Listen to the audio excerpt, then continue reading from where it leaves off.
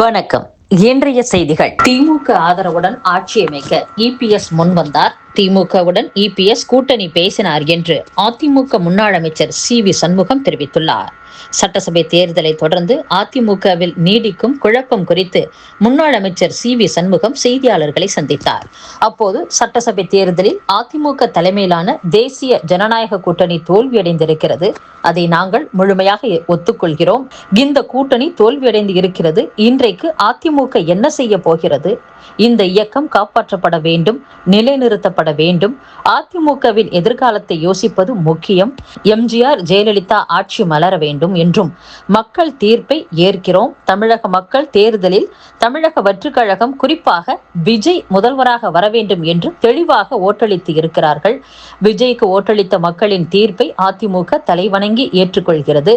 தேர்தலுக்கு பிறகு ஆலோசனையின் போது பொதுச் செயலாளர் இபிஎஸ் சில முன்மொழிவுகளை வைத்தார். திமுகவுக்கு எதிராக தொடங்கப்பட்டது அதிமுக. 53 ஆண்டு காலமாக திமுகவை எதிர்த்து அரசியல் செய்து கொண்டு இருக்கிறோம்.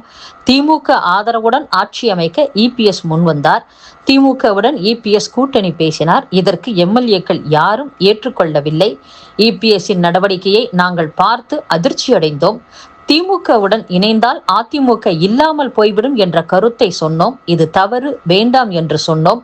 அதிமுக சட்டசபை குழு கூட்டம் கூட்டப்பட்டது. தீர்மானங்கள் நிறைவேற்றப்பட்டது. அதிமுக இனி எந்த கூட்டணியிலும் இல்லை. அதிமுக புதிய முடிவுகளை எடுக்க வேண்டும். அதிமுகவுக்கு புத்துயிர் கொடுக்க புதிய கூட்டணி வேண்டும்.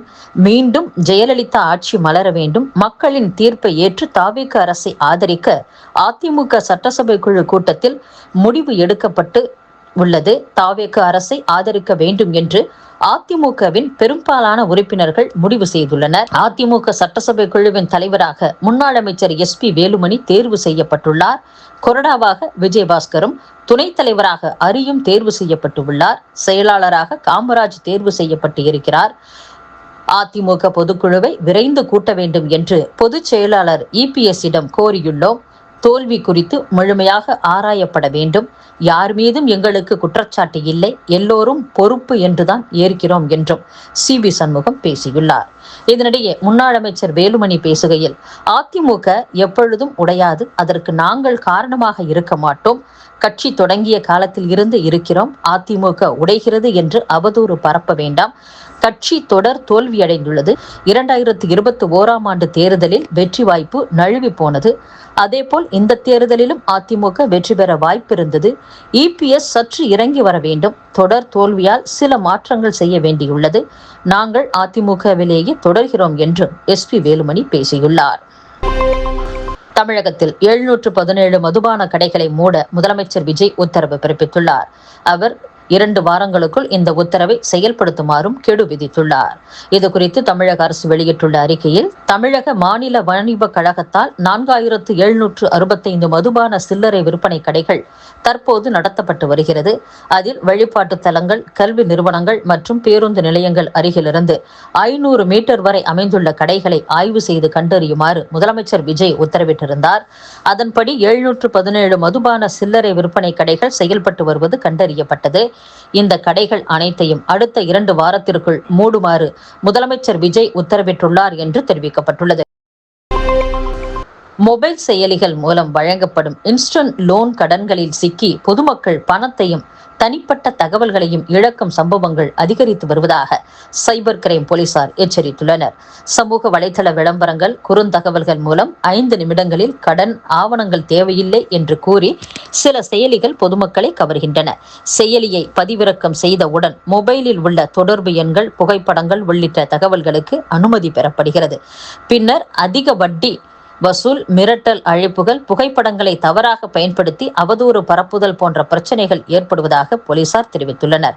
குறிப்பாக அவசர தேவைக்காக கடன் பெற முயலும் இளைஞர்கள், பெண்கள் மற்றும் சிறு தொழில் செய்பவர்கள் அதிகமாக பாதிக்கப்படுகின்றனர். சிலர் கடன் தொகையை திருப்பி செலுத்திய பின்னரும் தொடர்ந்து பணம் கேட்டு தொந்தரவு செய்யப்படுவதாக புகார்கள் வந்துள்ளன. இந்திய ரிசர்வ் வங்கி அங்கீகாரம் பெற்ற வங்கிகள் மற்றும் நம்பகமான நிதி நிறுவனங்களின் செயலிகள் மூலம் மட்டுமே கடன் பெற வேண்டும் என்றும், அறியாத லிங்குகள் மற்றும் செயலிகளை பதிவிறக்கம் செய்ய வேண்டாம் என்றும் போலீசார் அறிவுறுத்தியுள்ளனர். மூத்த குடிமக்களின் வீடுகளுக்கு ரேஷன் பொருட்களை விநியோகம் செய்வதற்கு வாகன வாடகை உள்ளிட்ட செலவுகளுக்கான நிதியை கூட்டுறவு சங்கங்களுக்கு அரசு வழங்காமல் இருப்பதால் அடுத்த மாதம் முதல் அந்த திட்டத்தை செயல்படுத்துவதில் சிக்கல் ஏற்பட்டுள்ளதாக கூறப்படுகிறது. தமிழகத்தில் உள்ள ரேஷன் கடைகளை கூட்டுறவுத்துறையின் கீழ் செயல்படும் பல்வேறு கூட்டுறவு சங்கங்கள் நடத்துகின்றன. ரேஷன் கடைகளில் வழங்கப்படும் உணவுப் பொருட்களை வாங்க மூத்த குடிமக்கள், மாற்றுத்திறனாளிகள் சிரமப்படுகின்றனர். இதனால் 70 வயதுக்கு மேற்பட்ட மூத்த குடிமக்கள், மாற்றுத்திறனாளிகள் 16.73 லட்சம் பேரின் வீடுகளுக்கு ரேஷன் பொருட்கள் வழங்கும் திட்டத்தை கடந்த 2025ஆம் ஆண்டு ஆகஸ்ட் மாதம் முதலமைச்சராக இருந்த ஸ்டாலின் துவக்கி வைத்தார். கடந்த 2025ஆம் ஆண்டு ஆகஸ்ட் மாதம் முதலமைச்சராக இருந்த ஸ்டாலின் துவக்கி வைத்தார். இதற்காக ஆண்டுக்கு 30.16 கோடி ரூபாய் செலவாகும் என மதிப்பீடு செய்யப்பட்டது. அமமுக பொதுச் செயலாளர் டிடிவி தினகரன் அறிக்கை ஒன்றை வெளியிட்டுள்ளார். அதில் சேலம் மாவட்டம் காட்டுவளவு பகுதியில் இரவு நேரத்தில் மதுபோதையில் இருந்த மாணவர்களிடையே தகராறு ஏற்பட்டுள்ளது. அப்போது ஒரு மாணவரை சக மாணவர்கள் அடித்து கொலை செய்ததோடு வீடியோ எடுத்து மகிழ்ந்திருப்பதாக வெளியாகியுள்ள செய்திகள் அதிர்ச்சி அளிக்கின்றன. கடந்த 5 ஆண்டு கால திமுக ஆட்சியில் கஞ்சா உள்ளிட்ட போதைப் பொருட்கள் ஒழிப்பு என்ற பெயரில் 1.0, 2.0 என பெயர் வைத்தனரே தவிர எந்தவித ஆக்கப்பூர்வ நடவடிக்கையும் எடுக்கவில்லை. இந்நிலையில் தற்போது தமிழகத்தில் புதிதாக பொறுப்பேற்றுள்ள அரசு கஞ்சா உள்ளிட்ட போதைப் பொருட்களை ஒழிக்க பிரத்யேக தடுப்பு படையை அமைத்துள்ளது. அதே நேரத்தில் காலம் தாழ்த்தாமல் அப்படையின் பணிகளை விரைவுபடுத்த வேண்டும். போதைப் பொருட்களின் நடமாட்டத்தை ஒழித்து மாணவர்களின் எதிர்காலத்தை பாதுகாக்க வேண்டும் என்று கூறியுள்ளார். இத்துடன் செய்திகள் நிறைவடைகின்றன. மீண்டும் நாளை சந்திப்போம். வணக்கம்.